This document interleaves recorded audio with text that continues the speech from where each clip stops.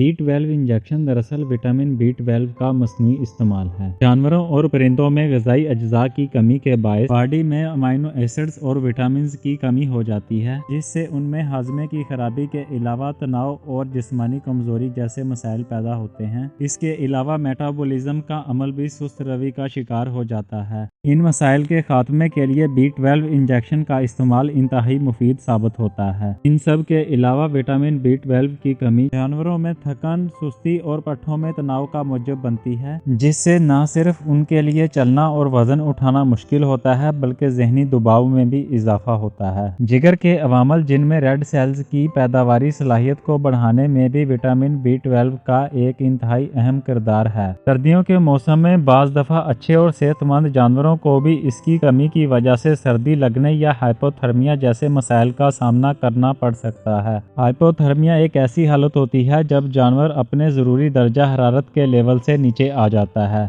तो ऐसी सूरत में दूसरे टॉनिक इंजेक्शन के साथ विटामिन B12 को ड्रिप के जरिए वेन में या पट्ठों में इंजेक्शन के जरिए लगाया जा सकता है। B12 इंजेक्शन को ऐसे जानवरों में भी इस्तेमाल किया जाता है जो भूख में कमी का शिकार हों और चारा अच्छे तरह से ना खाते हों। जानवरों में खून की कमी और एनोरेक्सिया की बीमारी को ख़त्म करने में भी इसको इस्तेमाल करते हैं। इसके अलावा ये जानवरों और परिंदों में कोबाल्ट की शदीद कमी को दूर करने के लिए भी आम इस्तेमाल किया जाता है। इस इंजेक्शन को कुत्तों और बिल्लियों में इन्वायरमेंटल स्ट्रेस को ख़त्म करने के लिए भी इस्तेमाल करते हैं। बाज़ सूरतों में इसे जानवरों की खाल के मसाइल जिसमें बालों का झड़ना शामिल होता है, अगर ये किसी ज़रूरी विटामिन की कमी की वजह से हो तो इसको रोकने के लिए भी B12 इंजेक्शन अहम किरदार अदा करता है। विटामिन B12 इंजेक्शन को लगाने से कबल जानवरों के दर्जा हरारत की अच्छी तरह से जांच कर लेनी चाहिए, क्योंकि ज़्यादा टेम्परेचर में इसका इस्तेमाल संगीन नताइज का बायस बन जाता है। ये एक टॉनिक इंजेक्शन है जो कि दर्जा हरारत को बढ़ा सकता है, लिहाजा इसको बुखार जैसी सूरत में इस्तेमाल करने से परहेज़ करें।